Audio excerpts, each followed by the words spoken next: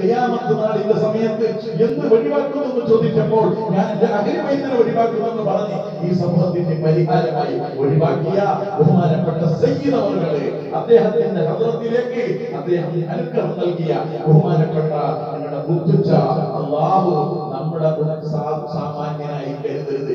ഇന്നമാ അന ബശറുൻ മിസ്ലുക്കും. മുസ്ലിം പറഞ്ഞത് ഞാൻ നിങ്ങളെ പോലെയുള്ള ഒരു മനുഷ്യനാണ്. ലാകിൻ ഹജറുൻ എല്ലാ കല്ലുകളും ഒരേപോലെയല്ല. മുത്തുച്ച എല്ലാ മുത്തുച്ചമാരെ പോലെയുള്ള ഒരു മുത്തുവല്ല. ഇത് ആറ്റുതങ്ങൾ വിളിച്ചൊരു മുത്തുവാണ്.